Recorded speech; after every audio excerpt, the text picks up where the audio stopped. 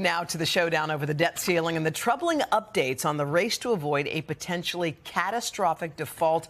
That's on June the 1st. This morning, a Democratic official familiar with the talks is telling NBC News those negotiations have hit a speed bump and accusing House Speaker Kevin McCarthy of refusing to cooperate. That's a quote. During a closed-door meeting with fellow Republicans, Speaker McCarthy acknowledged he and the president are nowhere near a deal. Yeah, the overall tone, a major shift after talks that had been described as productive to start off the week. It's not what most Americans want to hear with just 7 days to go to negotiate. NBC's business reporter Brian Cheung joins us now. Brian, let's set the politics aside for the moment. I mean, if this happens and it's looming closer every day, what would be the immediate impact on most ordinary Americans? Yeah, we're only a week out, but the immediate implications would concern a lot of these programs that a lot of Americans rely on. So when you talk about Social Security, you talk about Medicare and Medicaid, you think about the food stamps program. These could all be programs that potentially could see cuts if the government is not able to keep the lights on past June 1st. But I want to emphasize that's not necessarily the case that on June 2nd, if we go over that cliff, essentially,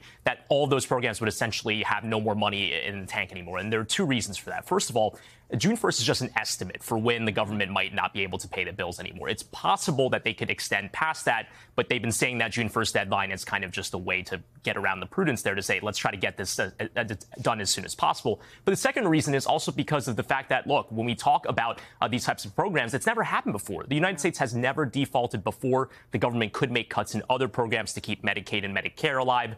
It's going to be a very uncertain situation as we get 7 days closer. If you're trying to be proactive as a regular person and you have a 401k or let's say you invest in bonds, is there anything that you should be doing that you could do on your own to help yourself out? Well, it's certainly been a pretty rocky road for markets so far. We saw it even just yesterday with markets going down lower. But broadly speaking, like any other 401k situation, you're seeing a little bit of scary headlines. Don't change your allocation strategy too aggressively. You're always going to want to have a rainy day fund for situations like this. And a good guideline would be a 50-30-20 strategy. You take about 20% of your income, put it into a savings account. The other 70% you can use for things that you want or need. But 20% to save is generally a good guideline to get through situations like this. All right, Brian Cheung for us. Brian, thanks. Let's hope it doesn't come to that.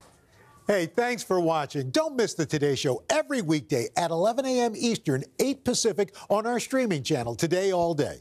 To watch, head to today.com/allday or click the link right here.